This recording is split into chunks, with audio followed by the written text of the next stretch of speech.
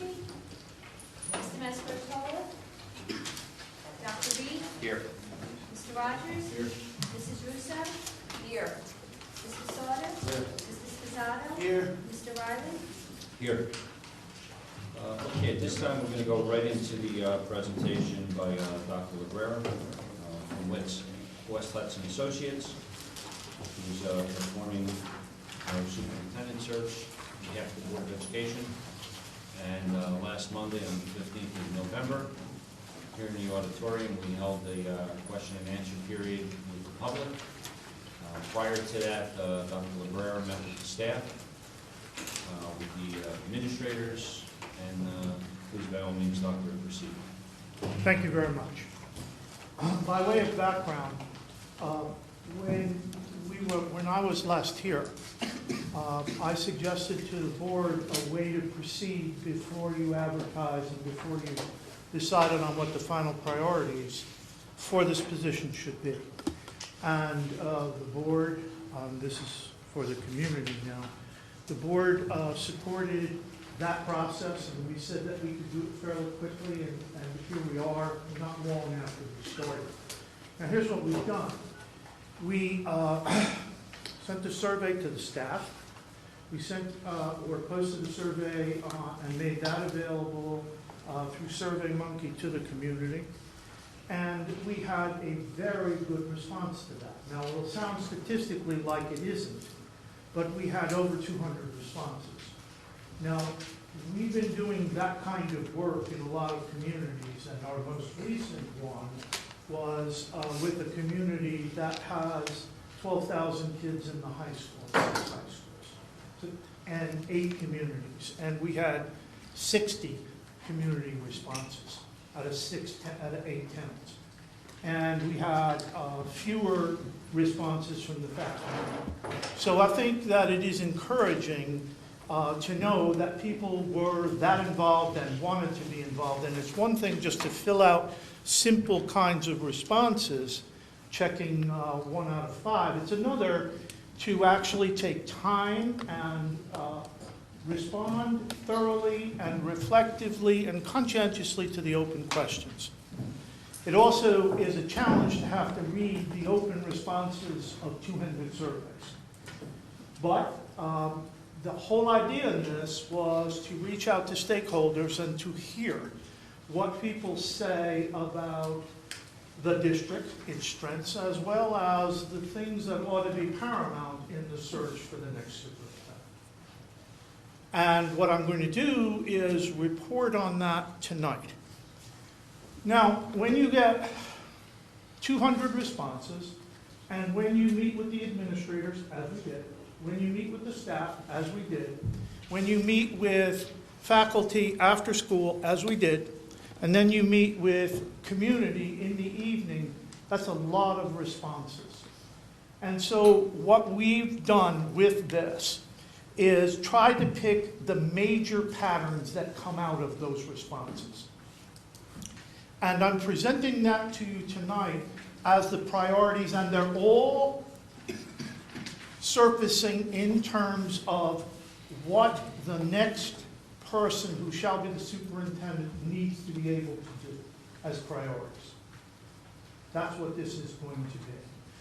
And I'll go through them, and the intent here is for the board to discuss with me what may be missing, what may not be stated as accurately as in your judgment you think it needs to be, because from this point on, there is in your packet some suggested language about moving forward on the advertisement.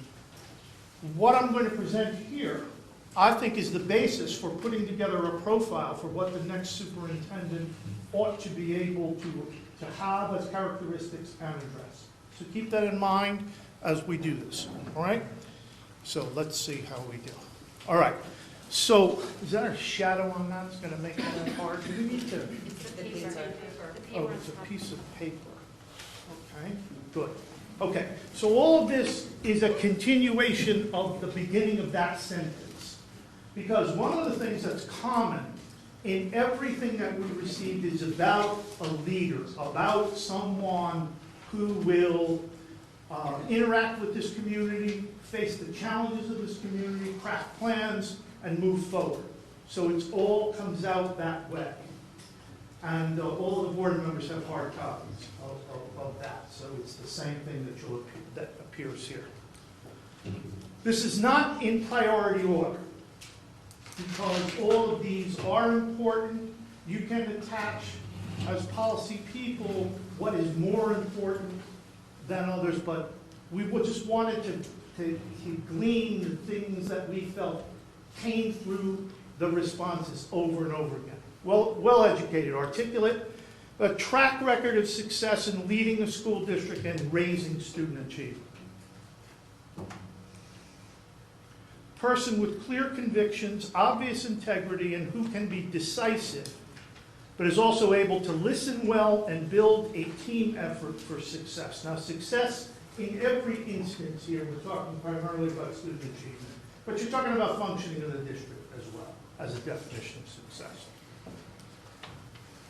Well-versed in strategies to improve student achievement, including but not limited to annual and public reviews of relevant data about progress, so that it is not a question of how well students are doing, it is understood.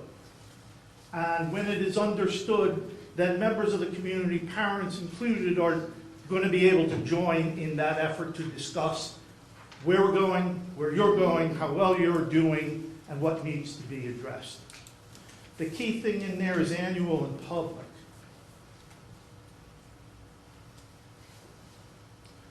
Able to motivate, inspire, and include teachers, parents, and the community in efforts to improve the district through effective short and long-term plans. It is a misunderstanding for people to assume that stressing improvement is really the problem for the districts that are performing poorly or organizations that are performing poorly. The reverse is true. Every organization has to be preoccupied with improvement, even when they are doing very, very well. And in fact, the places doing very well are often the places best positioned to continue to improve, because it's a part of their culture, it's a part of their thinking. It's just, there is an unfortunate association, inaccurately, with improvement and deficits. It's not what we're talking about. We're talking about an institutional value here and how it has to be pursued continuously. Able to work well with the professional and support staff and Board of Education to construct and to implement systems, as well as professional development to evaluate performance and to make changes when necessary. Now, that's a very specific reference to systems. Systems are responses to recurring challenges, and they're designed to be efficient. And those need to be constructed and then evaluated and then discussed and then modified when they are not working according to plans. You can see that in a lot of these references, it's not just work with administrators, just work with teachers. It's working with all elements of the community. Because in this community, there's lots of evidence of this community performing well and performing consistently. And engaging the community in a clear way, in a constant way, has everything to do with how successful any district can be. Able to provide creative solutions to budget challenges. I think it's pretty well understood that the level of funding and the level of money that's been in the past supporting schools is unlikely to increase very much in the near future. That puts any organization, but especially schools, in a situation where either you respond by doing things differently or you begin to cut and cut and cut and cut. The idea that creative solutions for budget challenges is probably the obvious call for this, to think differently about how you're doing what you're doing, because it's not likely to change in the next 3 to 5 years. in my estimation. If it does, then everybody will be the better for it, but I don't think that that's going to happen. But the creative solutions are common to all of the other things as well. It's not just that we need people to be creative in terms of budget responses. And this is the last page. Knowledgeable about curriculum, teaching, learning, and technology. All of those are connected. And I'll say something about the aggregate of all of these when I get to the end of it. Able to build on the strong traditions in Nutley of supporting students, teachers, families, and citizens. That's pretty obvious the more you learn about this town. How supported this town has been, how stable it has been, and how many years budgets have been approved. A large-scale referendum has been supported. Sometimes when you don't have a frame of reference, like you haven't lived in another town, you can take for granted some of the things that are really special about the place. And these traditions in Nutley are very special. They really are. And there's so many people who have gone to school here, taught here, administered here, and kids have gone to school here. They've come back. That's a clear testimony. It really is. Final piece is this.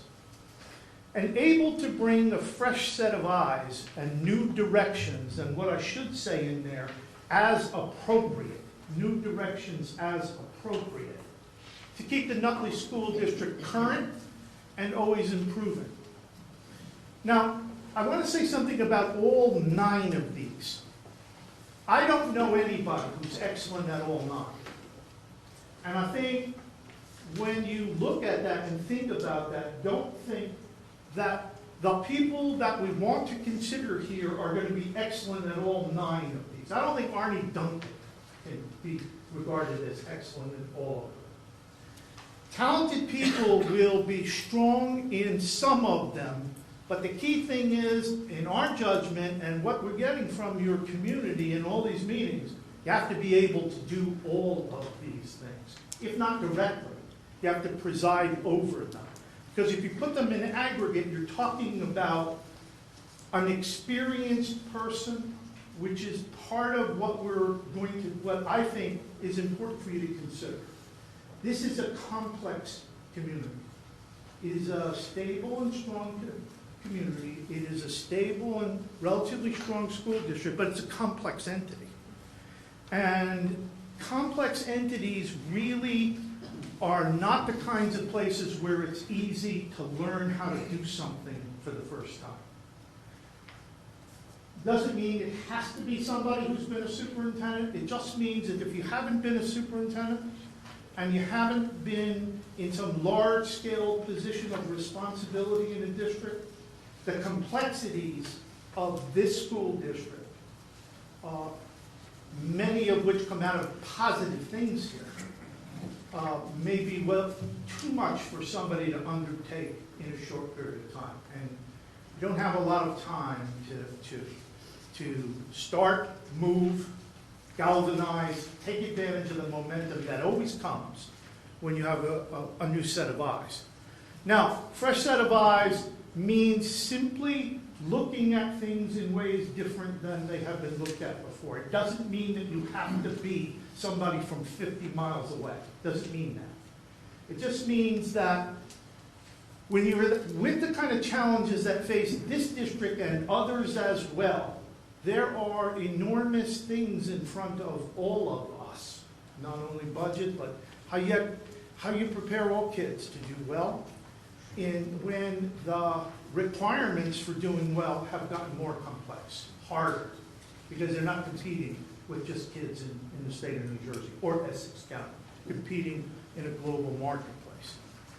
So that fresh set of eyes, thinking about where the district has been, building on the strengths of the district the way any good classroom teacher does, and then asking questions like what if and how, and could we do it this way? And engaging people in that is a complex undertaking, but it's necessary. And it is what, if done well, will really take this district to new levels of accomplishment that I know all of you want, and I think all of the community wants as well. So, those are the patterns that come out. They look to us like the priorities, and we think that if you go back and look at every one of them, it is reasonable to say of candidates, what's your experience in this? What's your experience in that? Because a superintendent needs to be conversant with all of them in our judgment. This is the result of conscientious responses, of good reflection, of an involved community that wants to be engaged in this difficult process. Finally, I've been a superintendent. This is very challenging work, and it's getting more challenging. It means that more people have to be involved in supporting people in doing this work to be successful. So, that is it. Your responses, I'll be glad to entertain any of your comments about where is this, could we say more about that? I don't understand this, because at the end of this, then we're ready to go forward with you to advertise, to recruit, to seek candidates, and to go from there. Appreciate that. Thank you very much, Dr. Rivera. Ms. Russo, any questions?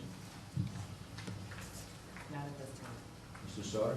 I think it was pretty clear. Mr. Rogers?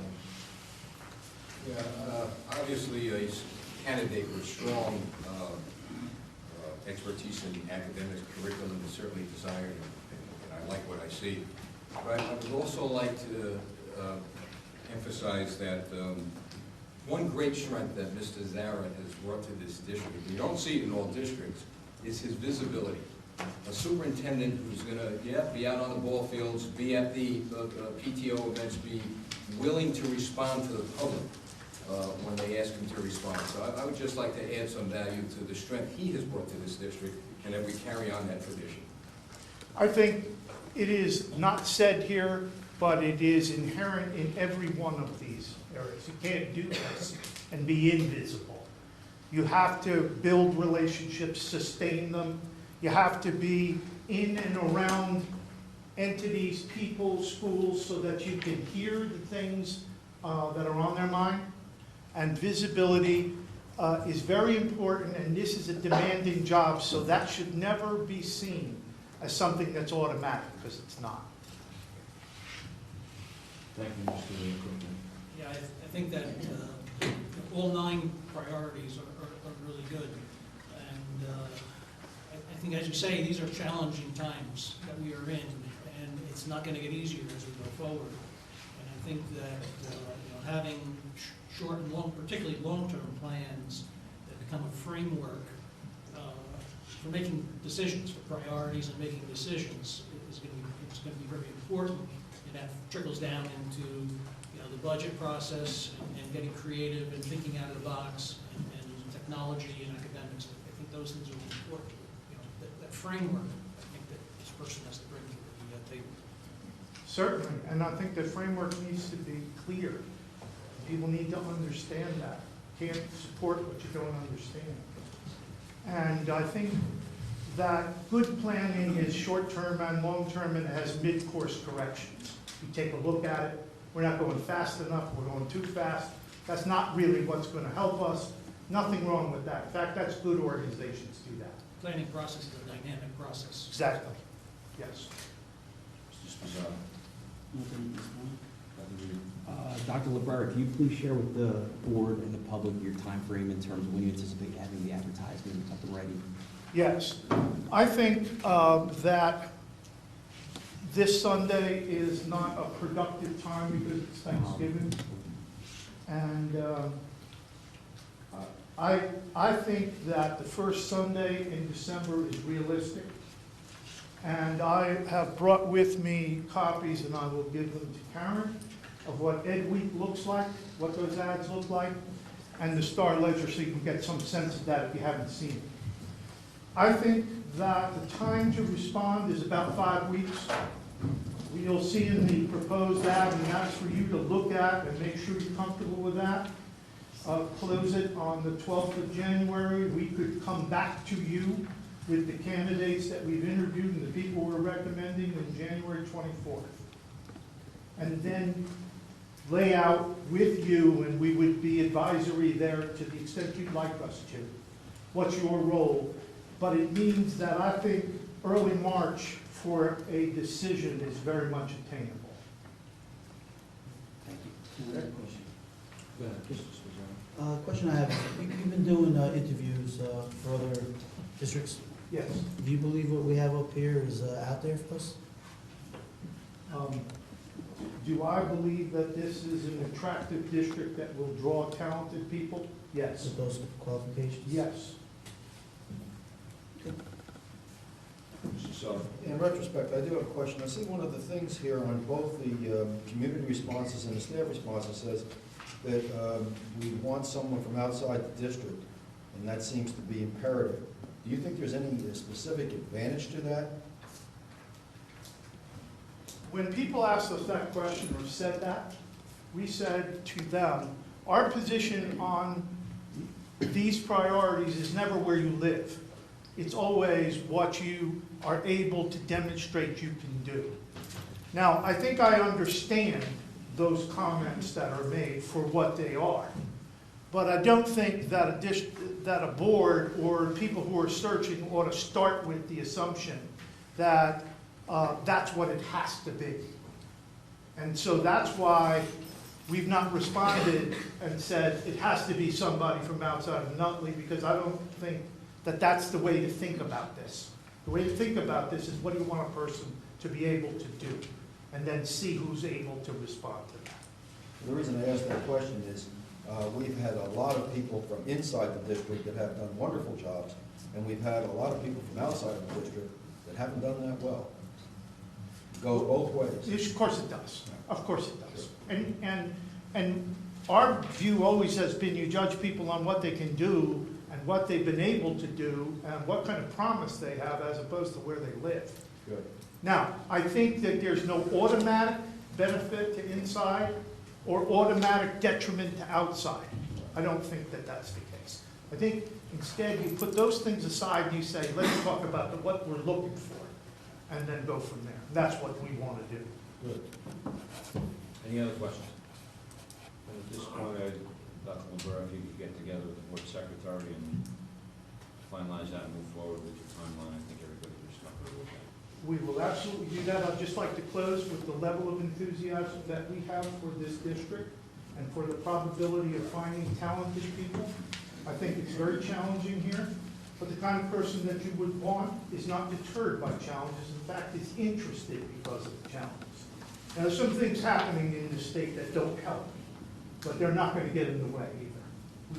We really do think that you will have good choices. It's our job to do everything we can to give you those good choices. Thank you, Ian. Okay. Great job. Appreciate it. Thank you.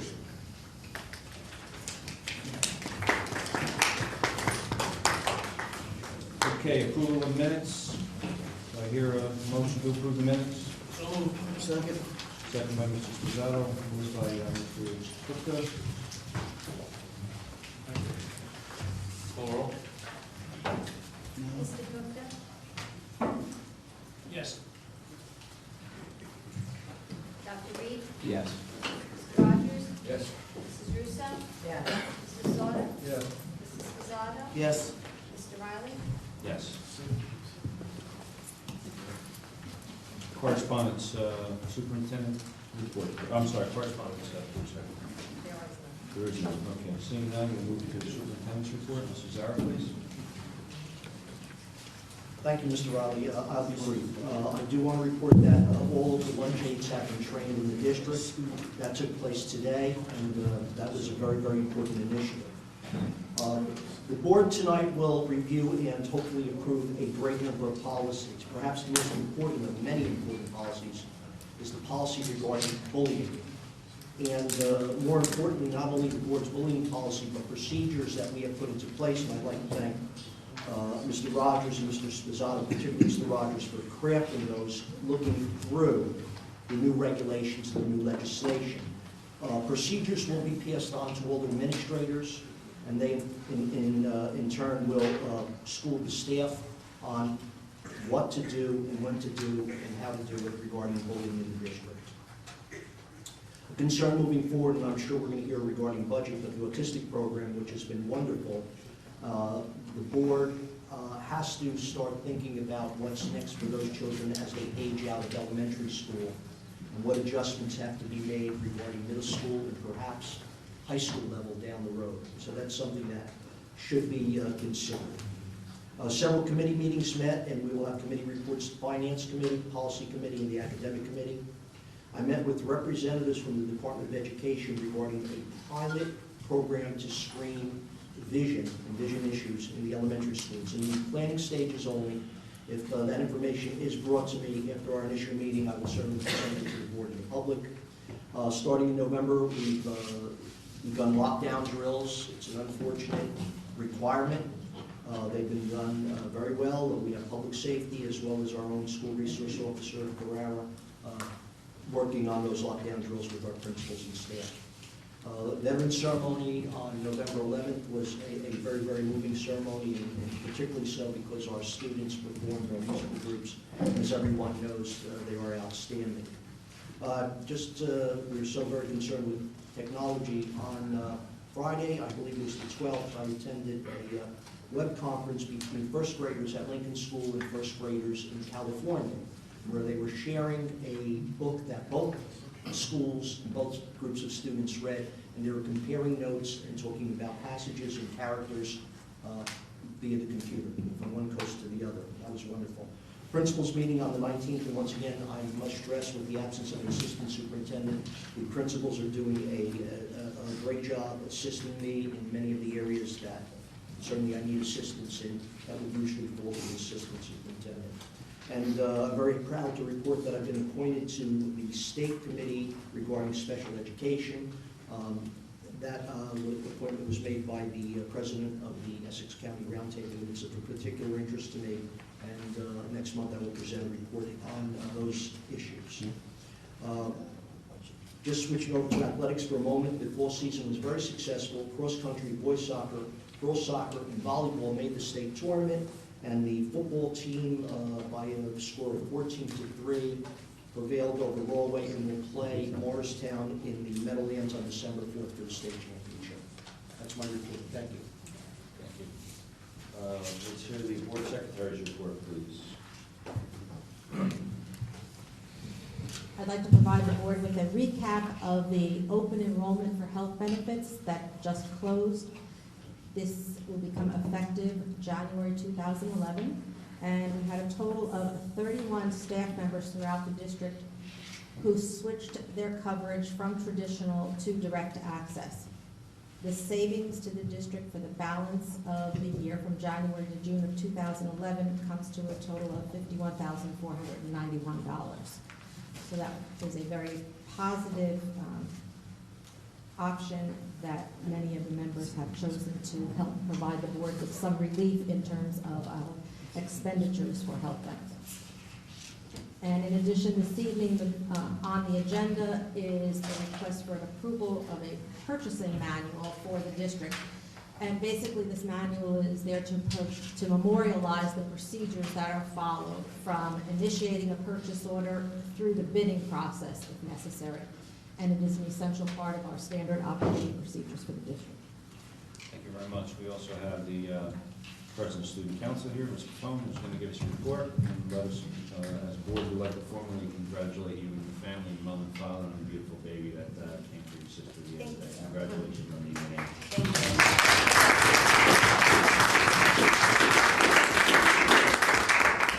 Thank you, Mr. Riley. To recap October, we had our homecoming and spirit week. The junior class won with 48%. You don't want to tell us about the baby first? Her name is Daniela Louise. She was 7 pounds, 1 ounce, and 18.5 inches long, and she's home. Good luck. Thank you. The juniors won with 48% participation for our spirit week. The tailgating party, the parade, and the alumni groups that made it to our homecoming events were a great success. We had a lot of participation.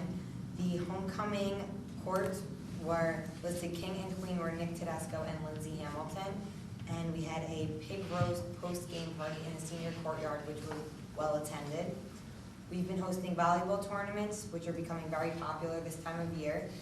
And the Student Council just attended the New Jersey Association of Student Council fall meeting to prep for the winter conference, where we host 2 workshops and showing schools how to run a decathlon and a fashion show. For this coming month, we've had our Powder Puff football game yesterday. It was the score of 12-8, the junior class won. And we gave the MVP award to Tony and DiMatteo. And in the upcoming month of December, the Student Council is hosting a Toys for Tots toy drive party, which is on the 10th. And last year we collected 600 toys and donated them to the troops. And to cap on the classes, the senior class had their senior cruise. It was a fun night. We had a great time, and we couldn't have asked for a better time. The weather was a little shaky, but it was okay. And we're just prepping for the fashion show. And the juniors, sophomores, and freshmen, including the senior class, we've been doing volleyball tournaments, bake sales, flower sales, and apparel sales. Thank you very much, great job. And we understand that you probably have a lot of homework, so if you need to part us, we understand, so thank you very much. You know, tonight's an interesting night.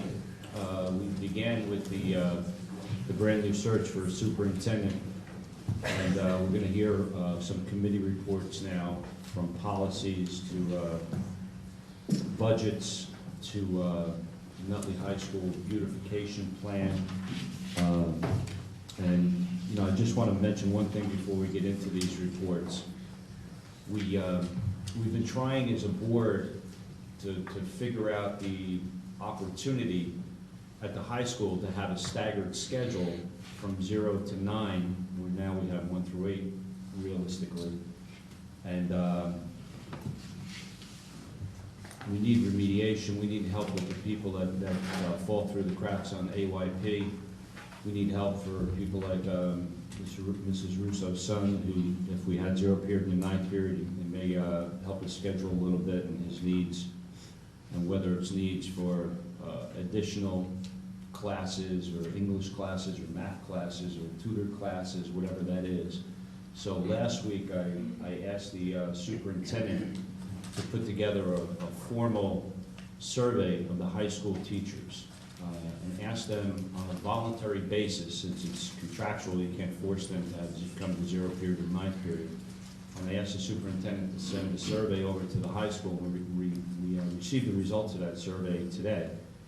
And I was truly encouraged and felt a real sense of gratification. And I want to thank the staff. And overwhelmingly, over 90% of the staff said that they would volunteer to a staggered schedule to come in at 0 period and leave earlier, or come in late and stay for the 9th period. So that should alleviate a lot of stress and strain on classes and the stress that students currently have, and what the staff has with putting schedules together.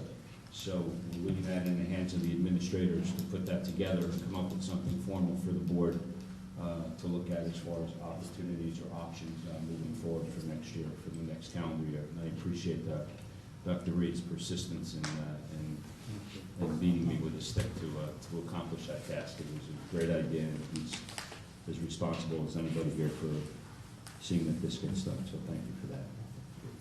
I want to start with Mr. Sposato with the policy reports. If you look at the agenda today, and having spent a few years myself as policy chair, I've never delivered the amount of policies that we're about to deliver to you tonight, whether mandatory or not. And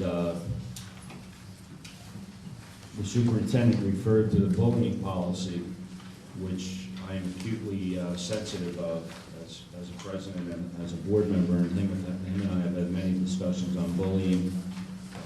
Mr. Sposato is acutely sensitive to that as well, and him and his committee put together an outstanding policy on bullying.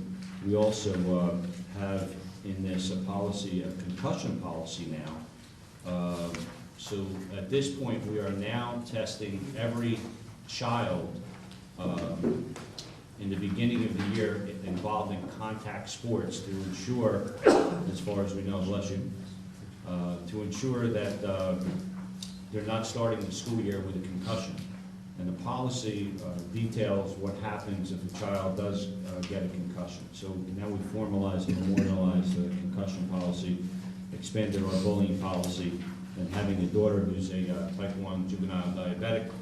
Could we do something about the revert? I'm sorry? So, anyway, I'll just turn it off. Anyway, having a daughter who's a type 1 diabetic and diagnosed when she was 4 years old, and having gone through the fact that she went into a class one day and she was low on sugar and she was about to eat something in her class, and the gym teacher told her that she wasn't allowed to eat anything in his class, and kind of broke my heart knowing that diabetics, when you're low on sugar, the only way that you're not going to crash is to eat something and get some sugar in your body. So we've gone from that. Today she's 19 years old, so that happened 15 years ago, and to see the policy that we're going to move forward tonight is just great, and this district continues to move forward with cutting-edge policies, and I appreciate all the hard work. Mr. Sposato, I know this was an incredible undertaking, getting all this done in a short period of time, so I'll let you address your policies I first. don't think I have anything else to say. Come on, you I got think a lot of Kenny said policies here. everything. We're not gonna read this into now. We have over 43 policies that we had to go through, review, make some changes, add some wording, with the help of Steve and, Rob next to me. We got that all accomplished with the help of Joe Zarro, our business administrator. And I believe we have some good policies. Joe mentioned before about the bullying policy, and he has, with the help of Steve and myself, procedures that are very, very important to the bullying issue. I am going to ask Joe that, I know it's not time now, but I would like to see that put into handbooks for the teachers, for the students, and for the principals, so that everyone sees the procedures and everyone's aware of what bullying is, the different types, and then the forms and stuff we have in it. So I'd like to see that be made into a booklet. And pretty much that's it. I mean, the concussion, we do have the equipment. We learned that we have the equipment to be able to give the tests, which our athletic director says we do. It's very important. The concussion was a big issue, and Nutley is on top of it, just so everyone can be assured that we are following procedures and we have top-notch equipment to make sure that no one is playing with a concussion and no one gets injured or seriously hurt from it. But that's it. Thank you, I Well appreciate done. it. Better to be proactive than reactive. Dr. Reed. Regarding the academic committee report, as a follow-up to Principal Catherine Bones' New Jersey monthly report, the academic committee is in the process of revamping policies to raise the educational bar and increase academic rigor for our students at Nutley High School. For example, it is the academic committee's recommendation, along with the administrative staff at Nutley High School, that we consider a policy that will raise the GPA requirement for the National Honor Society. As the policy currently stands, if a student has a 3.5 GPA, he or she will be accepted into the National Honor Society, which I found is statistic quite staggering. It's accounting for approximately 50% of our graduating students, which, as I mentioned in a prior statement, we have students who have failed the HESPA who are actually making it into the National Honor Society. So there are two proposals that we're batting around. One is where we would increase the GPA to about 4.2, or do we, and this is something I'm going to bring to the board's attention later under new business, or do we adopt a policy that will actually earmark the top 20% of our graduating seniors? Which, if we look at our current graduating class of 360 some odd seniors, that would account for about 60 some odd students now. We've opened up the floodgates, so that's something that we desperately need to attend to. Regarding our advanced placement policy, I've been in correspondence with administrators from Glen Ridge as well as Millburn, with the Assistant Superintendent Zara, and this is an area that directly impacts our rankings. We saw that in our New Jersey monthly report a few weeks ago. So we need to ensure that our students, the bottom line is that we need to ensure our students actually sit for the AP exam. Both Glen Ridge and Millburn have a policy in place that will actually downgrade the course from an AP to an honors sequence if a student decides not to take the exam, so that will adversely affect his or her GPA, so that's a policy we're considering. In addition, both districts have parents sign a consent form indicating that they understand the academic rigor involved in actually taking an AP course. And that would entail summer work. It also may entail students foregoing extracurricular activities in order to adhere to the requirements for these AP courses. That being said, we are also working toward developing a screening policy regarding the AP application process. This is currently being piloted in our AP biology sequence with some modest success. I know Mr. Banya has actually had students fill an application in which they actually have to explain why they want to sit in the AP course, not just because a friend is taking it. There has to be a justifiable reason as to why they want to actually take the class. And we're also going to start examining PSAT results to make sure that students do actually have the wherewithal to endure what they're going to experience in that given class. Last but not least, we had an academic committee meeting this past week, and I met with the administrative staff. I met with the curriculum coordinators to discuss our AYP results for this past year. As we saw, Nutley High School did not make the mark in language arts and math for students with disabilities, and that's an issue for, in my estimation, grave concern. We need to devote immediate attention to this issue. The special education indicators in both subjects have been repeatedly cited by the New Jersey Department of Education as the reason why Nutley High School has failed AYP. Addressing this concern, as I mentioned, the academic committee did meet with the core folks involved, that being the Director of Special Services, Mr. Art Monaco, along with Vice President Williams, Principal Williams, Principal Katrenbone, and the Director of Guidance to ascertain a plan, to develop a plan of how we're going to address this. Understanding that we've been given this dubious distinction as Year 4 status, we need to help remedy the situation. And the Department of Education has actually recommended an aggressive corrective action plan that will encompass the following. And here's the list that goes on as follows. Provide scientifically research-based professional development for all relevant staff that's likely to improve academic achievement in low-performing students. And which I want to thank President Riley for pushing this issue forward. Extend the length of the school day. This idea of a 0 to 9 period is huge for the district. This idea of remediation, it's paramount. So I'm very hopeful that this issue would gain traction, and it has. So I appreciate that, President Riley. Or perhaps, which may become a requirement someday, extend the school year. We also have a recommendation of removing staff, not tenuring staff, who are deemed relevant to the school, not making adequate progress. And last but not least, restructure the internal organization of the school. And the last recommendation I have on my list is appoint one or more outside educational consultants to advise the school on how to strengthen the previous improvement plan and address underlying issues with making AYP. And I've asked Principal Katrenbone to develop an action plan that will acknowledge these areas of concern and develop a clear-cut strategy in terms of how we're going to mitigate this from happening in the future.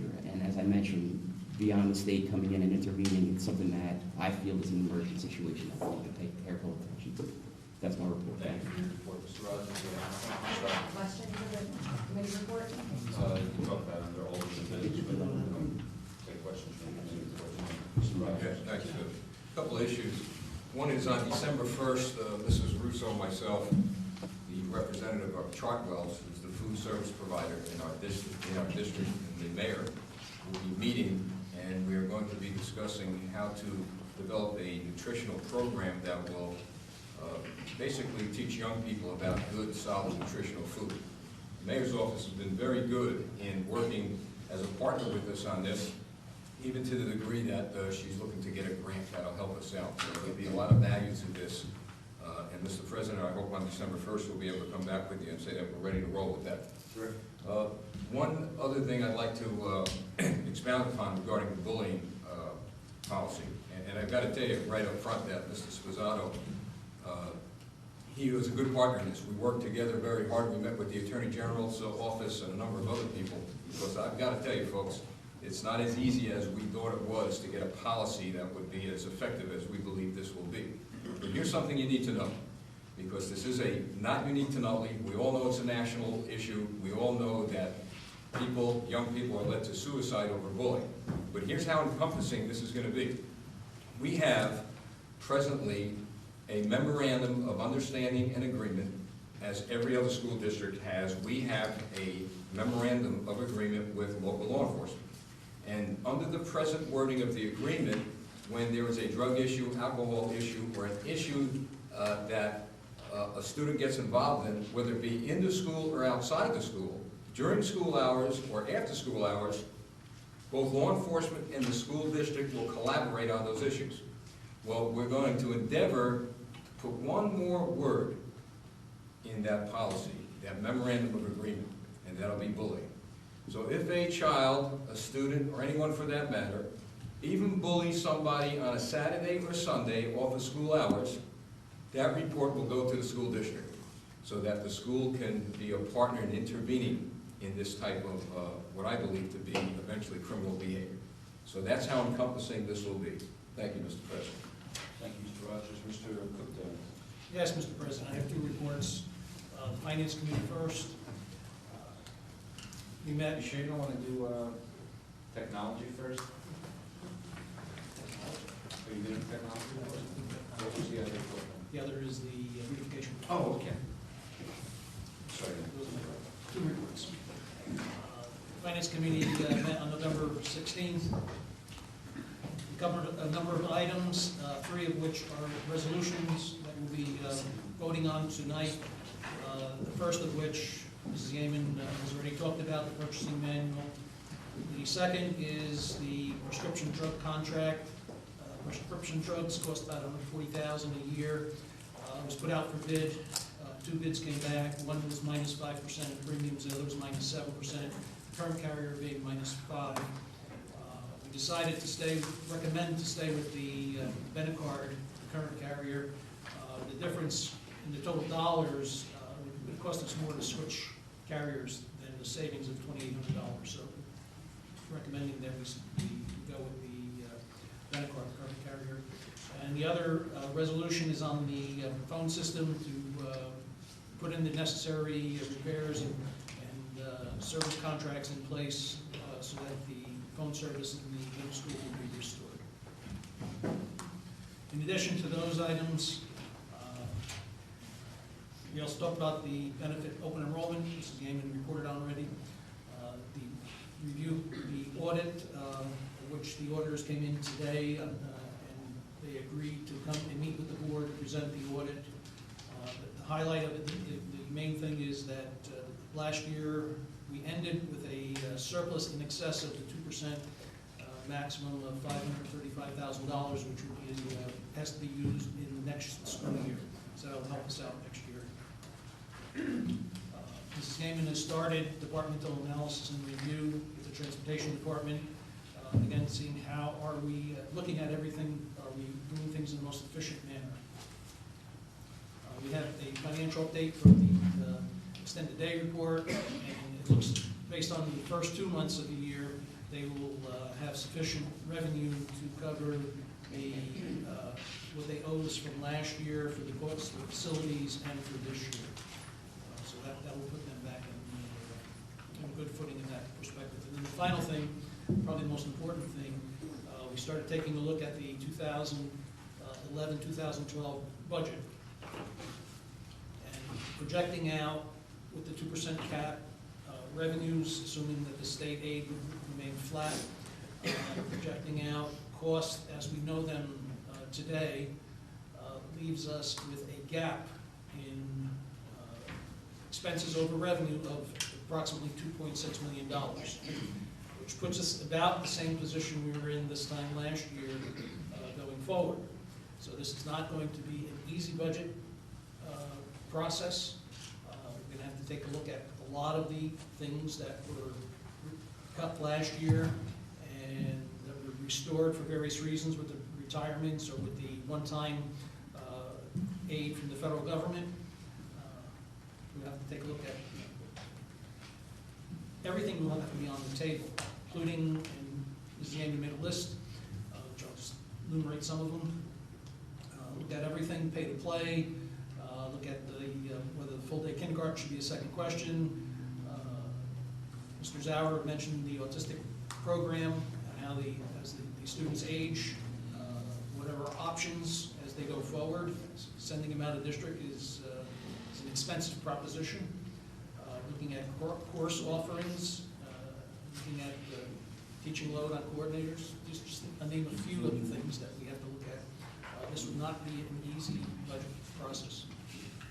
And I think that the full board will have to be engaged in this as we go forward. And so that's my financial report. Great. Yeah, if you don't mind doing an introduction for you on the beautification project. As we move forward, there were some questions for some board members about the beautification project that former board president, vice president Sal Olivo and Terry Del Tufo presented to us a few weeks ago. And we then asked Mr. Gupta if he could come with some more renderings that were not available that evening, and come with a budget and a more comprehensive plan, which we appreciate the fact that he's here with us tonight. And I also asked him to draft a resolution which is necessary to move forward with this plan, so that if everybody is comfortable with what he presents us tonight, we can pass a resolution and move the project forward. So, Mr. Gupta? Thank you. Start with taking a look at the drawings and then talk about the financial. The group, the Friends of Nutley High School, have done an excellent job, in my mind, in preparing a business plan for this to go forward. They've engaged a professional landscape architect to produce these drawings, and they will be the general contractor. Basically, this is from Franklin Avenue, the entrance to the high school off of Franklin Avenue. And the area here would be done, would have pavers, and there'd be a logo in the center, which I have it on a piece of paper, but the thought is to have Nutley High School, and then from the high school ring, the symbols that are on there in the center of the of that. There'd be a water feature in the back. Very conscious of the fact that water, free-flowing water, could be vandalized, or whatever, but it would be done in a way that would be protected from vandalism.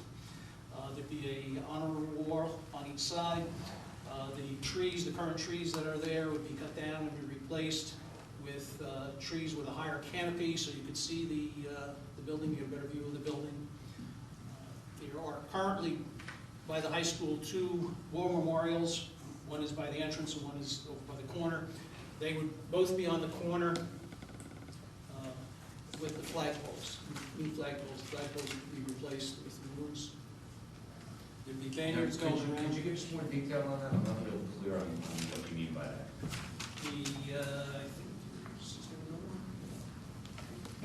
I think in the packet, there's a sheet that has a corner going up a little bit. The last page in the packet. Next to the last page. There's the rock, the big rock that has the one memorial on it would be moved centered into that corner. The flagpoles would be 3 flagpoles would be behind it.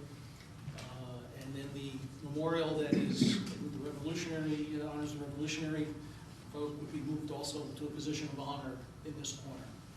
It is currently buried over here in the corner.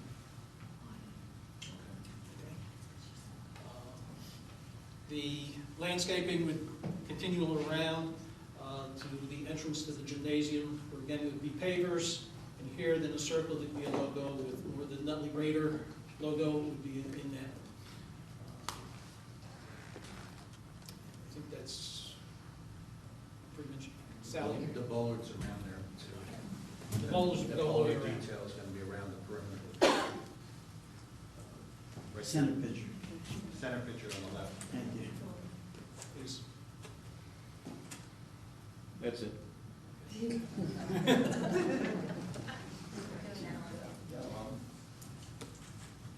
think it's important to note that the Friends of Nutley High School, this Nutley beautification project, is going to be fully funded by donations from the public, and that no Board of Ed money will be used for this project. A lot of it, it's a rather extensive project, and we add up all the dollars, and there's a budget, distributed to the board members, comes to a little about $300,000. But that includes material plus labor, and it's hoping that, as with the student courtyard and with the oval, material will be donated by various people in town, so that piece of the cost will be covered through donations also. Again, will be nothing from the board of ed. What's your projections on any type of schedule? The schedule, one, it would be done in a fashion that does not interfere with school at all. The exact timing is going to be a function of when money is raised. If money is raised soon, certain work could be done during the winter break, like removal of trees. And then during the summer, the bulk of the work will be done over the summer. If fundraising is slower, the time frame will have to be adjusted based upon how the money is raised.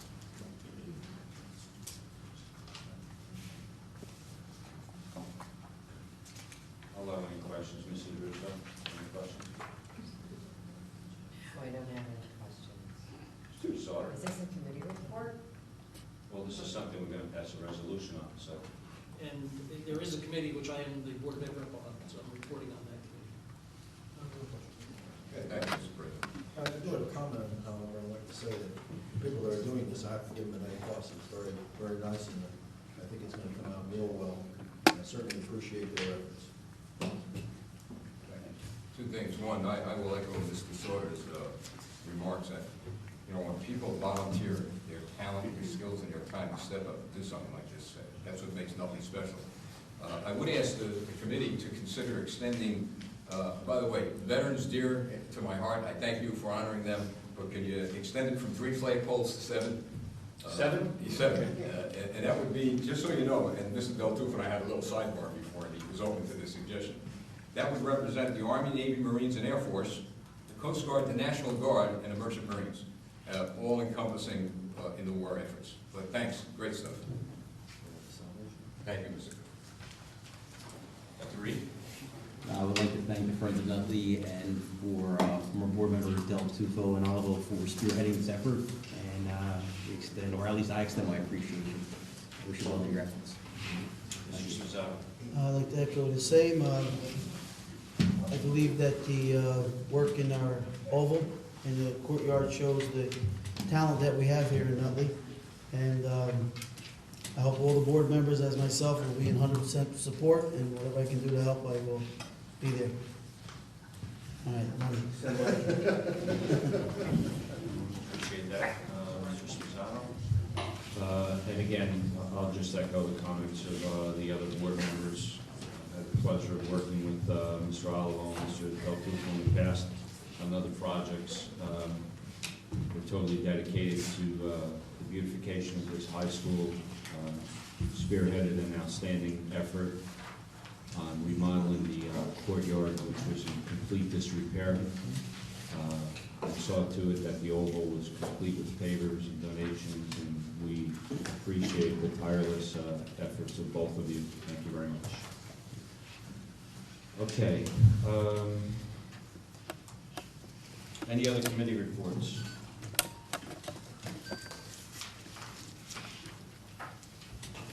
Seeing none, we'll go to the first hearing. We now come to the portion of our meeting where we allow members of the public to address the board.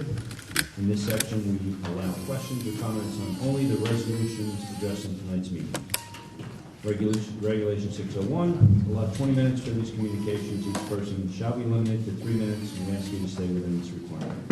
Speakers may speak only more than once, only after others wishing to be heard have an opportunity to speak on the topic. All statements will be directed to me as chairperson, and no one may address board members individually. Anyone wish to be heard? Please state your name and address.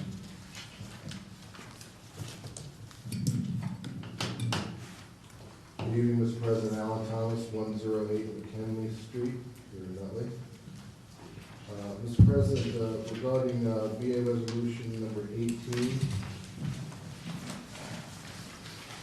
that's the upgrade, I assume, of the communication system primarily for this building, correct? Yes, sir.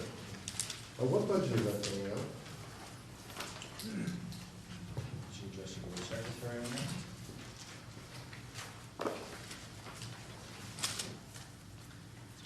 The funding for the year one maintenance and the software upgrade as well as the equipment is going to be coming out of this current year's budget. And it will be coming out of the telecommunications line, and there'll be some other related transfers that will have to be made as we move along, because the maintenance is paid on a monthly basis. And the transfers from other accounts into telecommunications account? Yes.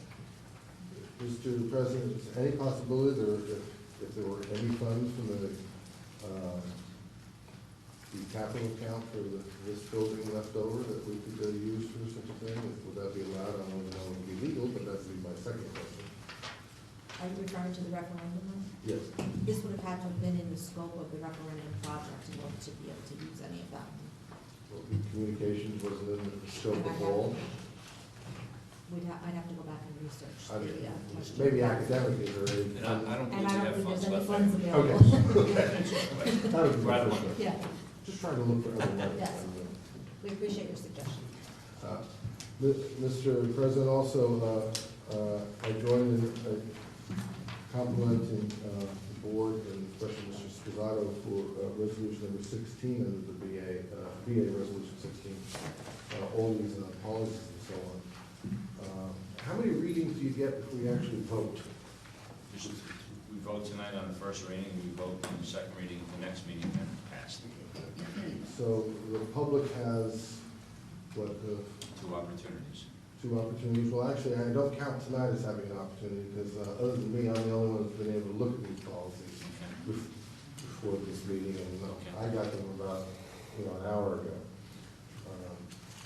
And that's what I've come to raise my concern about. It's important that the community be able to see the policies and comment on them intelligently, if to comment on them at all. And the only way to do that is to get it out to the public. Now, I realize this is a lot of paperwork. Mrs. James very nicely made me a copy, and I realize it's not a small amount of paper. But that's why we have a website. And I think it would be worthwhile to put it on the website. Again, as I've asked the board this year and all previous Did we years. say it was not going to be on the website? I didn't say that. I Oh, said I'm assuming it's not going to be on the website. well, it's not now, It's not and you're now. voting on it tonight in the first reading. Okay. And I think these things should be on our website before they are voted on, whether it's a first reading or a second reading. And I just wish we would do this as a matter of fact, as a matter of course. Well, we actually are. We're actually heading there. I'll talk about that later. And Mr. President, I was wondering if the copy, I assume that every board member got a packet of the Correct. resolution. Correct. I'm wondering, did the copies you received include a page that highlighted the changes for the revised policy? No, well, all the board members, first of all, have policy manuals, which have the original policy, and then you compare the two. I know, but in this day and age of Microsoft Word and other word processing software, there's actually a very nice feature it has where it can highlight the changes from one version to the next. Right. So one wouldn't have to sit there with two statements of the policy, read them word for word, and pick out the words that are different. So I'm wondering if the board was provided with such in its package. What we're provided with is the new policy, and we compare it to the old policy, so the answer is no, but I'll address that since you asked it the second time. We actually have contacted Strauss Esme, and I know that Mr. Mascaratola and the superintendent are working on it in conjunction with the board secretary's department on having all of the Strauss Esme policies online, and I believe that we have the software to do it, and we will have that up and running. I don't have a timeline right now, but at the next meeting, I'll have a timeline for you.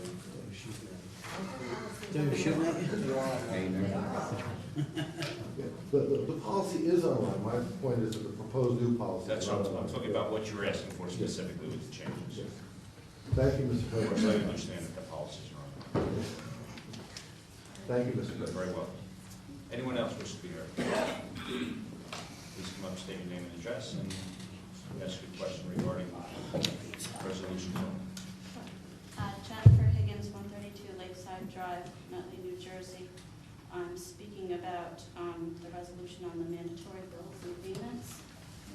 I have a question. Children's Therapy Center and School-Based Therapy Services, I believe they're owned by the same couple, the Bonaccis, is that correct? I have no idea. I mean, I know a little bit about it because my son receives services from Anna Bonacci, so I What's your thought question, actually? So my question is Amy Stoner left the district. She was the occupational therapist employed full-time by the district, and she left for another job this summer. So instead of hiring somebody full-time, we've paid them a total between their two branches of their company $60,000 so far through November. It doesn't seem cheaper to me to pay a consultant $60,000 for 3 months of work, if that is indeed what this is for, or maybe 2 months of work, when we could have paid somebody maybe $70,000 in salary plus benefits for the same work. Mr. Zara, would you care to Yes, respond? I would certainly have to research exactly what that is. The special ed issue, I know, is the recommendation of our interim director of special services, and we certainly follow that recommendation. But I would be able to either phone you or email you, or next meeting get back to you exactly what the comparisons are. What's that check number, I'm sorry? The first check number is 084640, and that was for $43,245. Okay. And the second one was for check number 084780 for $17,103. Certainly research that and come to the next meeting or the superintendent or you. Okay. Anyone else wish to be heard? Mr. Thomas?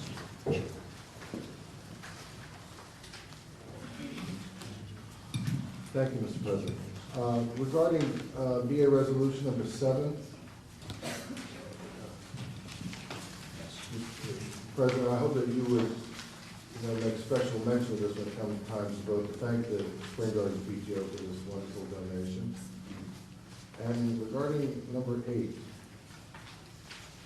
is there someone who's responsible for applying to this that we should be thanking as well? Yes, this is a middle school initiative. Mr. Colicchio contacted me, and we embrace this. New York Giants, with place 60 on encouraging students with healthy lifestyles, and our participation earned $10,000 for physical education equipment for the district. Well, that's terrific. It is, That's and he really just received a terrific. check, And that's, which he doesn't want to let go, by the way. We're trying to pry out his fingers. well, again, congratulations to those who were involved in that. Thank you so much. Thank you, Mr. President.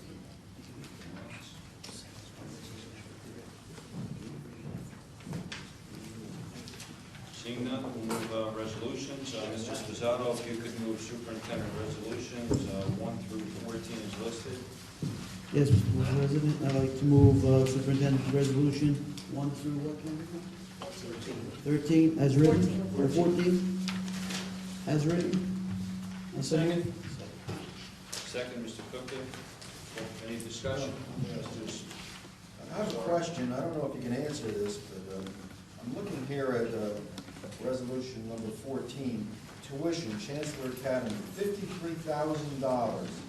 You could go to Harvard for $53,000, and this is not residential even. Could anybody help me to understand why this is so expensive? Mrs. Zara?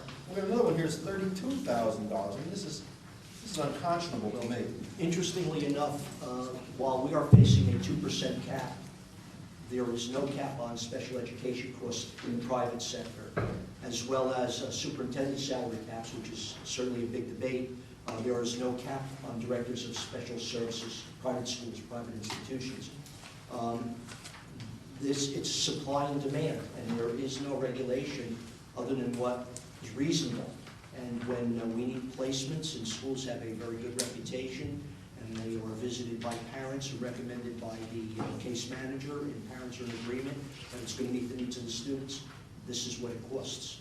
And we've made a great effort to keep students in-house in district, but we can only accommodate so many students, and certainly many of these students have very, very unique needs that we can't meet here. And it's expensive. Well, all I can say is, I guess, make my comment, I think it's an unconscionable tuition. Unconscionable. Can I ask a second question?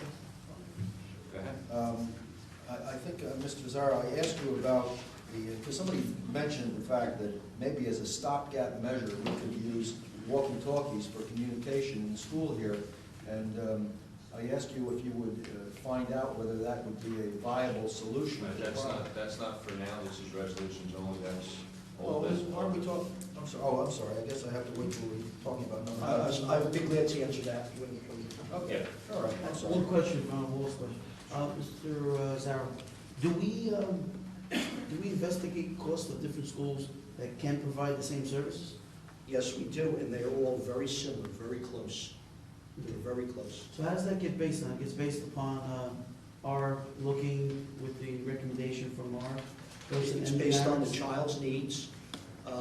We have the parent, as well as the case manager, visit the school. Many times, parents will view 2 or 3 or 4 schools, maybe even more. But it's really based on need. And many times with some of these schools, there's a waiting list, and we're very happy to have a student placed there. But the question is, if a parent visited a school that was 50,000 and provided the needs, and there was a school for 30 that provided the same needs, and they want to go to the 50, who makes that decision? I can't imagine there's that much of discrepancy, 30 to 50, 35 to 55. It's really, we come to a consensus, the child study team, and many times, and also we have to apply to the county for approval for these placements. So the county director of special services knows what the going tuition is for these schools. So while it seems excessive, it's pretty much the norm. Any other discussion? One other point, I saw in the paper where Montclair Board of Ed is looking into starting up maybe they're keep more students in district and probably opening it to other districts. And I was wondering if we could maybe get in touch with Montclair and see where their plans are, and maybe this would be a more efficient way of providing for the special ed students. Mr. Zarro? Yes, we can. I'm the superintendent and the director. Any other discussion? Call roll, please. Mr. Gupta? Yes. Dr. Reed? Yes. Mr. Rogers? Yes, all but the communication bills as listed in mandatory payment. We're not on the superintendent. Oh, superintendent, all right. Yes. Mrs. Russo? Yes. Mr. Sauter? I guess reluctantly, yes. Mr. Sposato? Yes. Mr. Riley? Yes. Dr. Reed, could you please read superintendent resolution number 15, please? Move it as listed, I'm sorry. I would like to move superintendent resolution number 15 as listed. Second. Oh, don't read it. Yeah. Second. I second it. Mr. Sposato, discussion? Seeing none, call roll. Mr. Gupta? Yes. Dr. Reed? Yes. Mr. Rogers? Yes, on all but the communication building. Easy, Steve, easy. My mind is elsewhere, folks, I'm sorry. We'll tell you when we get there. Yes. We know, you're not home. Appreciate your Mr. passion. Russo? Yes. Mr. Sauter? Yes, but all, no. Mr. Sposato? Yes. Mr. Riley? Yes, Mr. Cook, could you please read addendum superintendent resolution number 16 and move it as listed, please? Yes, Mr. President. I move superintendent resolution number 16 as listed. Second. Second, Mr. Sposato. Discussion? Seeing none, call the roll, please. Mr. Gupta? Yes. Dr. Reed? Yes. Mr. Rogers? Yes. Mrs. Russo? Yes. Mr. Sauter? Yes. Mr. Sposato? Yes. Mr. Riley? Yes.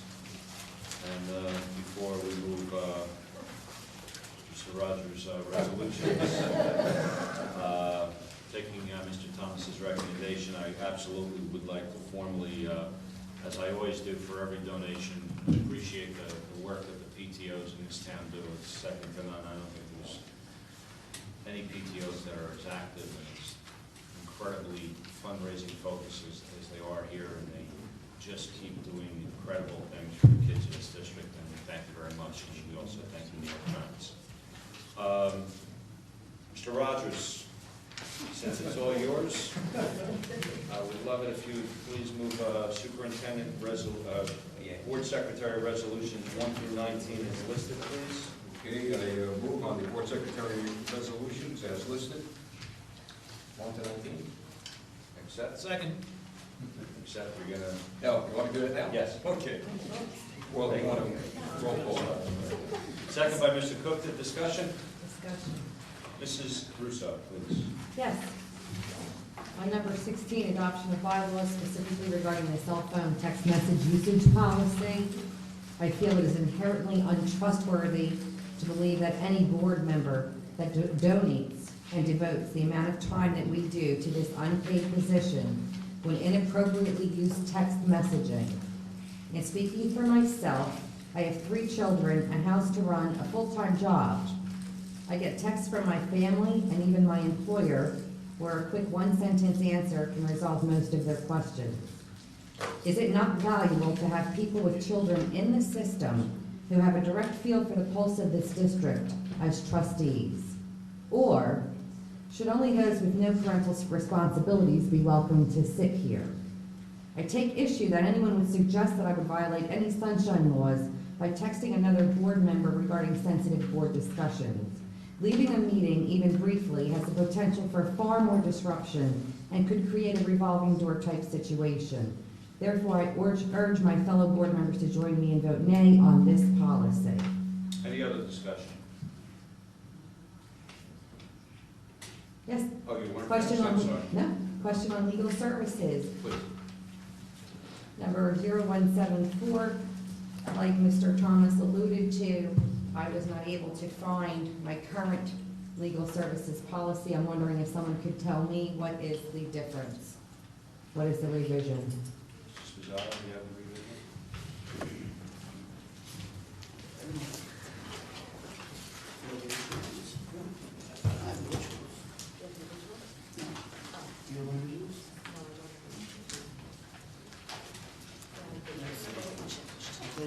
I'll tell you what it is, guys.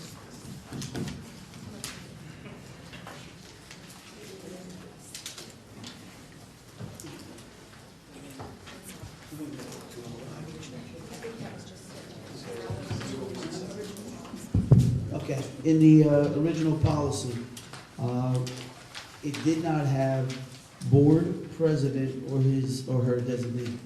It only had the school business administrator, board secretary, to be able to speak with legal counsel. So what we would like to have, and which is procedure, that if the board president deems a member of the policy, a committee needs to get legal advice, he can advise them to call the attorney, and it's through the board president that you can contact the board attorney, since there is charge. Okay? Any other discussion? Yes, So Mr. the Sawyer. question I asked before, Ms. Pizzaro, to the walkie-talkie situation, could you help me out with that? Yes, I Yeah, can. I actually have requested that at the last meeting when Mr. Stoppers spoke about the fact that the phones were not fixed. And subsequent to that, I sat down and had a meeting with Mr. Stoppers, Mr. Colicchio, and the superintendent about that issue. And the issue was that with the walkie-talkies, we had some walkie-talkies in the district, but not enough. And with the walkie-talkies, when you talk on them, they're not proprietary to this facility. So if you're in Washington School or Lincoln, or you're a custodian, anything that goes over the walkie-talkie could be heard. So collectively, we decided it would just be best to wait till the contract was bid on and approved, as it will be tonight, and the work will commence immediately. And one other consideration that the walkie-talkies would not be able to address is in an emergency, in a situation where the principal, the building principal wants to speak to the entire staff simultaneously.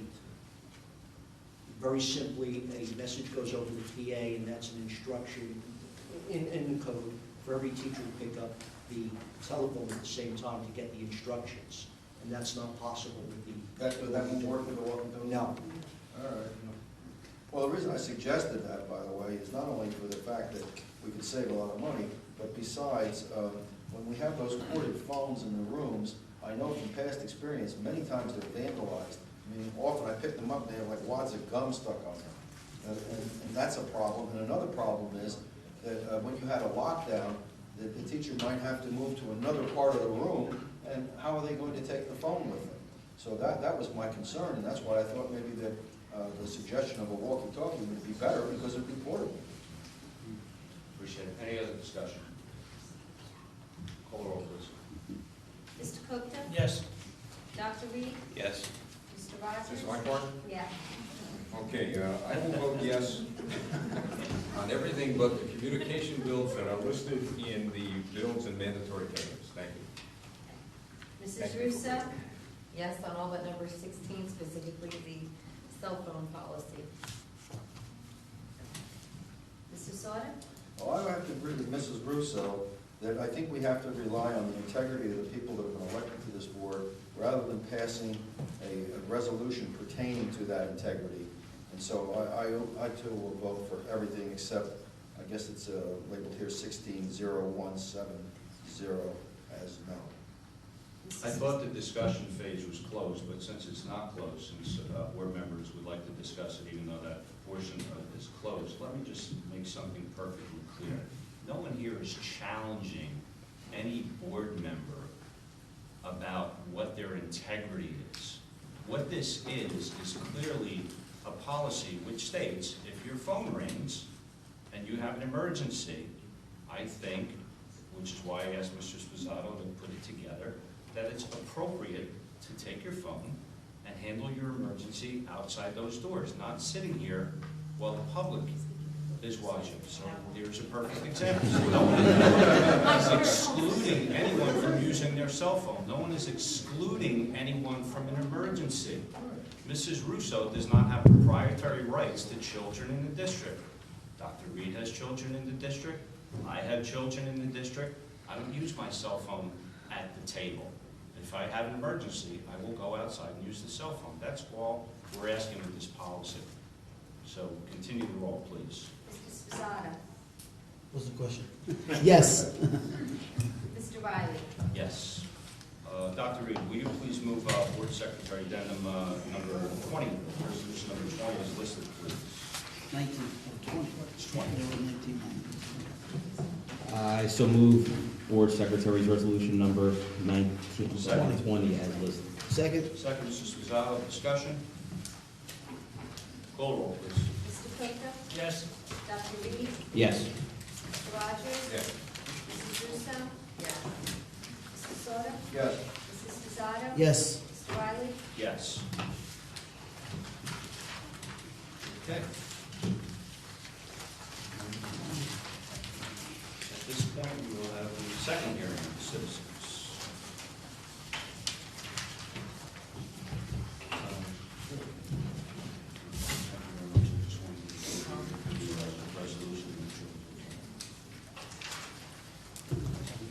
In this section, we allow questions and comments on all school-related matters. We allow 30 minutes for this communication. Each person shall be limited to 3 minutes. As we stated earlier, all questions will be directed to me. And please step forward and give your name and address if you have any matters at all to discuss. Jennifer Hayes, 132 Lakeside Drive, Nutley. I'd like to pick up on the occupational therapist contract again, since my son does receive services from the contractor that I pointed out on the budget portion or payment portion. The problem I want to talk about is the fact that this person is not in the building 5 days a week. She's only in there 2 half-days a week. And the problem really is not that she's not an excellent OT, because I believe she is very qualified and very knowledgeable, but she is not there to support the teachers, the paraprofessional that works with my son, and the rest of the team. So there are big holes in the overall coordination of services for my son, because she's not there for them during the rest of the week to ask questions. Noting this hole and talking to different staff and kind of getting a read on the situation of what they needed. We've changed my son's IEP so that he has one push-in or infused session of OT out of his 2 sessions. Not that I don't believe in infused sessions of OT, but now his services are going to be curtailed because the teacher is going to be seeking advice at that time instead of a different time when she could consult with this person, and that's not happening. So to facilitate that, I've adjusted my son's IEP to make that happen because I think it's so important for the classroom staff. And I would like to urge the district at this time to rethink this decision to hire outside OT consultants in this way and go back to the model that you had with Amy Stoner being a full-time employee, because that worked really well and they were a very cohesive team, and that was part of the reason we decided to keep my son in the district. Thank you.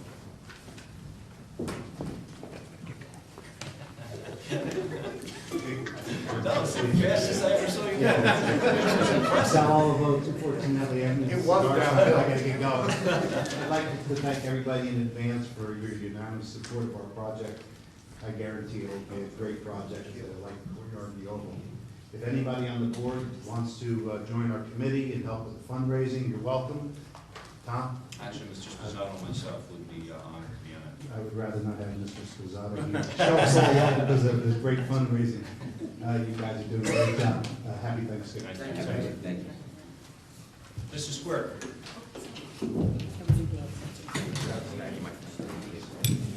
Terry Clerk, 45 Hampton Place, spokesperson for the Nutley Parent Advocacy Network. I just, first of all, I want to thank Mr. Zara for the lunch aid training. Thank you very And it much. will be ongoing. Okay, good. And I just have a question in regards to field trips.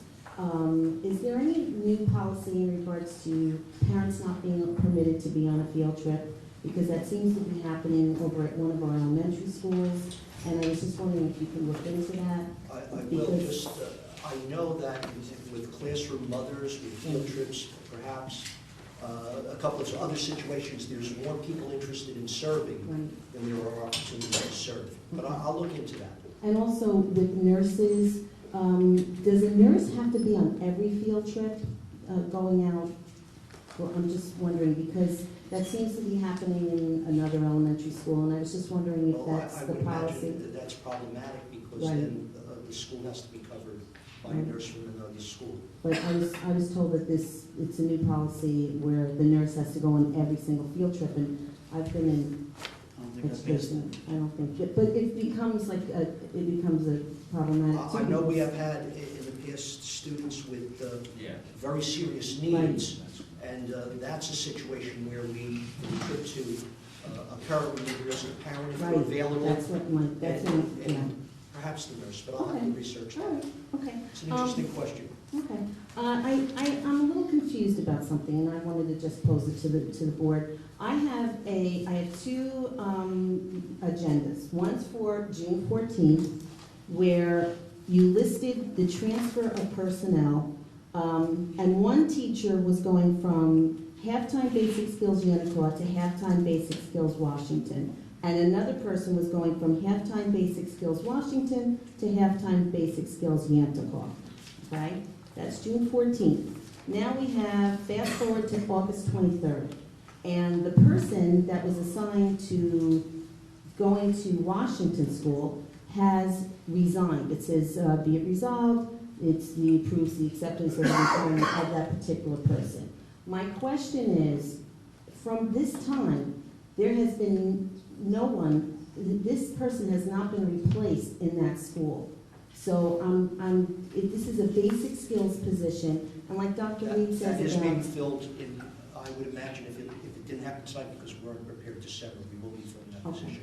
I mean, my concern is that it's already second marking period. Okay, so we should have it for the next board meeting? The interviews have been concluded, Okay, and we're ready to make a recommendation to the board. excellent, thank you. Thank you. Anyone else wish to speak? Seeing none, we'll close our portion of the meeting. Old business. Anyone for old business? Mrs. Russo. Yes, regarding the academic committee report, thank you, Dr. Reed, that was a great presentation. Specifically regarding the National Honor Society and your efforts to raise entrance GPA requirement. I'm up for raising the bar. But I have to say, I asked Mr. Zara, and I myself went on the National Honor Society website, and it sets as a minimum a grade point average of 85%, B or 3.0 on a 4.0 scale, or equivalent standard of excellence.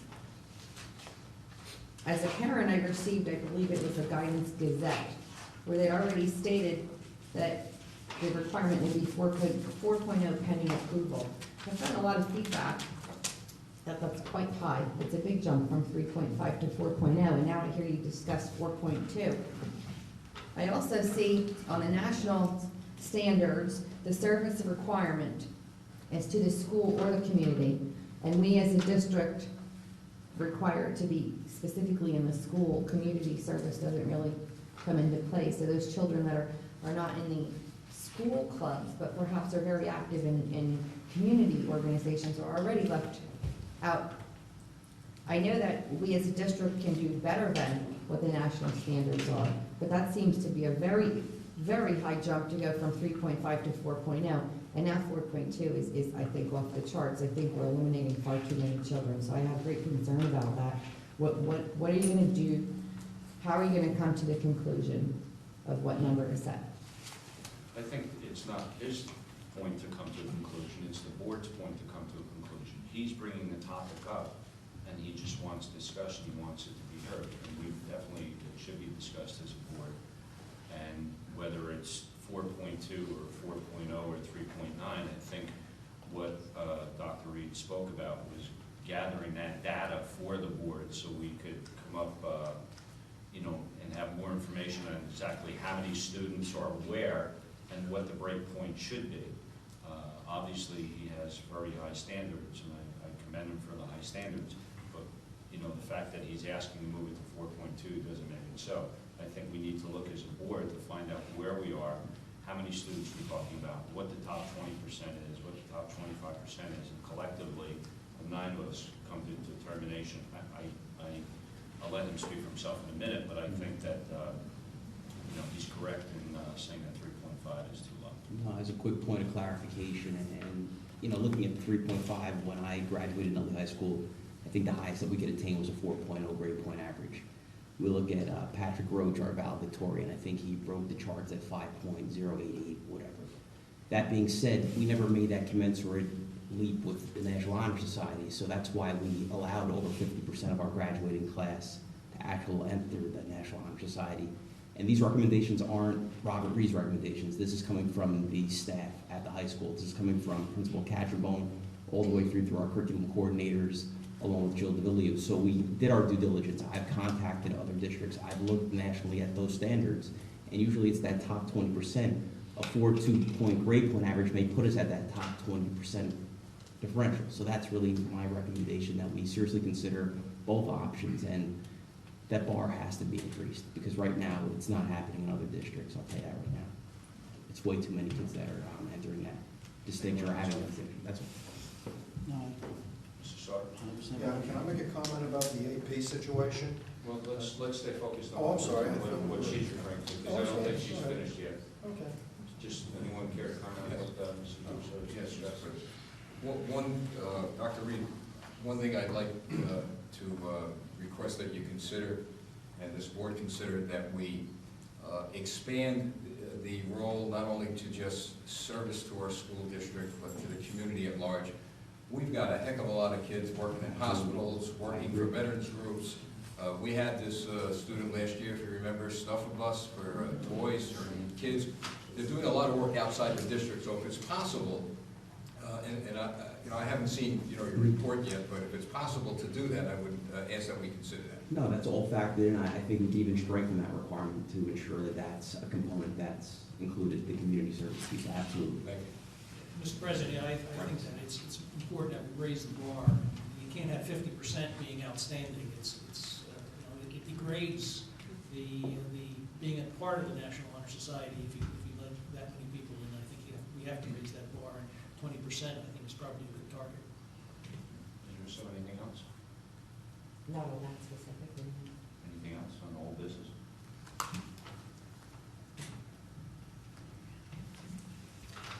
Okay, also under old business, a few months ago regarding the extended day program, I proposed that we expand the program back to include the month of August and other school vacations.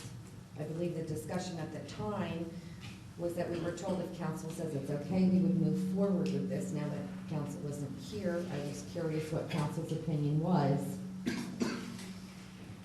and if we were planning on moving forward.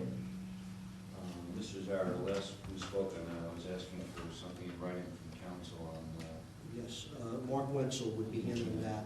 He has the record and all of the can you please history. contact Mr. Wenzel if you want to get back to Mrs. Russo? The point I wanted to make, again, is what we are operating under is, it is an extended day program, and as such, it extends the school day. And if it's taking place, and we've had these discussions, but I recognize the need for parents to have a place for their children. But if we have it on vacation and during the summer, we're going to have to change the title of the program. It's no longer an extended school day, but it would have to be something else. Right, and the director had said that it's very simple to make that change to a We camp did have and that not a, conversation, yes. you and I. Anything else, Mr. And I think coming up to February 3rd, that has to be addressed. Yes, regarding the facilities committee, I'm on that committee, I didn't hear a report. I attended the walkthrough with the safety committee, this newly formed safety committee at Radcliffe School. And there were quite a few number of items that were what we would say are on the punch list to be completed. As chair of that committee, could you tell me how many of those were completed? How many are left? Well, I can tell you it's ongoing. I can't tell you how many were completed. That's a preliminary punch list. They keep, the work is still ongoing there. And then there's a secondary punch list, which is the final punch list. And then that'll be that. Do we have an expected date of final completion with all of those issues? We do. By the end of December, they should be complete. Okay, thank you. Anything else, Mrs. Russo? For old business? No, no. Mr. Sauter? Yes, Dr. Reed, I was wondering if you could help me out. As you know, I taught AP physics for many years, and I had the chronic problem of students being sent to me without a preliminary physics course.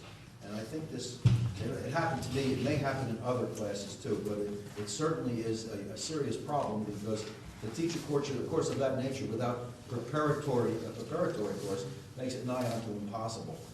Could we address that issue? In other words, require students to have a preliminary course before they take the AP course if it is essential to them doing well. So a prerequisite you're really referring to? Yes. Absolutely, I mean, everything's on the table. That happens right in now. chemistry, it happens in biology, they all have biology one, then they take AP biology, or they take chemistry, then they have AP chemistry, but it doesn't happen in physics. And as I say, it may happen in other areas too, I don't know, but it makes it very, very difficult, if not impossible, for most of the kids to do well on that AP test. As I mentioned earlier, we are revisiting this idea of actually doing a more thorough job in assessing whether or not that student is capable of actually enduring the rigor of an AP sequence. So absolutely, everything's on the table right now in terms of restructuring that whole sequence. So the administrative staff at the high school are more than amenable to addressing those concerns. And I'll bring that up specifically to Mr. Banyan, our science coordinator, to make sure that that is specifically addressed. Good, I have another problem too. Sure. That test is always given, most frequently given anyway, the middle of May or the beginning of May, like May 9th, May 10th. We have a month and a half of school to go yet, and we're giving the AP test. Now, I've called them on several occasions and asked them, could this be changed so that we can have that extra time to prepare the students better? And the cry always was, well, other states, they get out of school earlier, so we can't do that. Well, I know they can, but they won't. Could we send a letter? I know it won't mean anything, but it would just make me feel better. Could we send a letter to the college board and ask them why they can't give that test at the end of June when we'd have more time to prepare our students adequately for it? I think it's unfair the way it's done. Again, I'm going to defer to Mr. Zara, but being the trustee, we couldn't hurt. Mr. Zara, can we And change that day? Or also, we? from an administrative position and from a teaching position, it's not very good to have the class essentially ended Right. about a month before school starts. Where's the challenge or the incentive after the test is taken? So that's also a problem. You think we can send that So letter? can we formally petition? I'm leaving space for you to sign it right next to No problem. Anything else, Mr. Yes, Sutter? one more thing. How are we doing with the suggestion that we might have a help situation for parents? I've spoken to Hoppy LaRoche, the director there, who may make funds available. As long as we include their parents, they have a very, very large group of parents, and they do have an in-house setting for preschool. So they're very interested in that. Great, great. And I've spoken there every year, so it's a very, very nice program. Good. I just want to add to that, again, the Nutley Educational Foundation, in our last meeting, we talked about that. And again, if there's a plan and you have a program, they would be willing to put some seed money into it. Excellent. So if they want to see something concrete. Very good. What's the meeting? Great. What's the next meeting? Do you have a date for the next meeting? It's the third Wednesday of the month. Mr. Rogers, anything for you? No, Mr. President, thank you. Mr. Cook, anything from you? Gentlemen? Mr. Spizzato? I guess I have a question for you. Please. PTOs, representatives. If someone can't make a meeting, what's the procedure? Would they have to go through the board president and you would get someone to attend, or can any member call someone to cover for them? I'm the alternate, you call me, and you're supposed to call me, and then I can assign an alternate. Okay, I think, I spoke with Vinny, I know he's not here, but he said he can't make the school he's assigned to. I believe it's Yanzical. Yeah, and I spoke to some Do people. we have a date on that meeting? I don't have it, I just know that some people said they're not For getting the meeting representation. for, oh, he hasn't attended any? No, meetings? it's conflict with his work, and, so either we reassign someone that's. Okay, I'll take care of it. Got it. Thank you, Ken. Anything else? Mr. You have nothing, Mark. You are. Mrs. Russo, anything else? Yes, I have a question. New? Old business. And we'll start new business with Dr. Reed, since we started old business with Mrs. Russo. Mr. Spizzato. No. Mr. Cook, Mr. Rogers, Mr. Sauter, Mrs. Russo. Yes. Please. Sure. On Friday, November 19th, I received an invitation in my packet to attend an event that was on November 18th. Fortunately, I did read about it in the Nutley Sun and attended anyway, but how can we fix this? What event was it? Spring Garden Tricky Tray. I think the way we Which I wanted to fix, ask. I think the way we fix it, because that wasn't the only issue in this packet.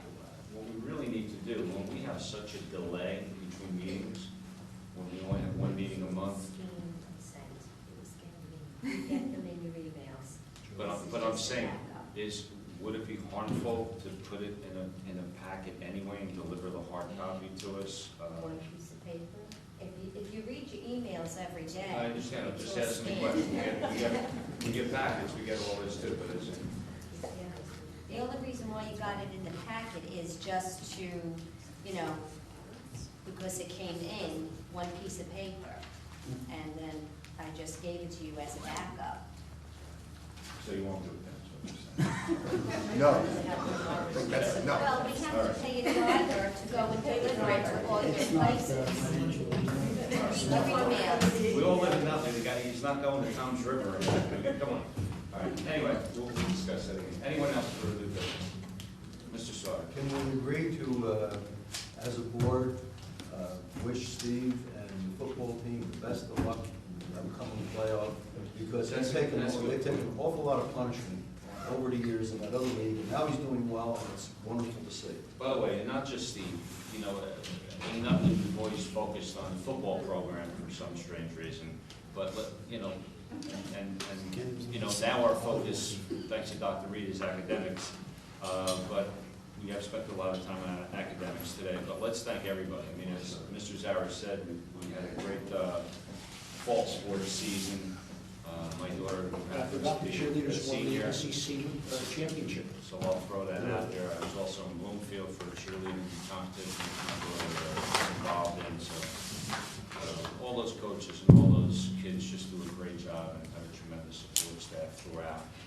Also, if anyone interested in attending that football game in 2 weeks, please contact Mr. Pyro by tomorrow, so he can procure the necessary amount of Do you tickets. know what the information is? The game December time? 1:30 on 1:30. Saturday. On At Saturday. John Stadium? John Stadium.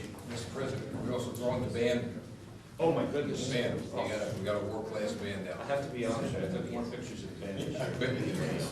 But but the band is, just, the whole music program is outstanding, so thank them as well. Anyone else from new business? Seeing none, I'd like to call a motion to adjourn. Second. Second. Happy Thanksgiving. Thanksgiving.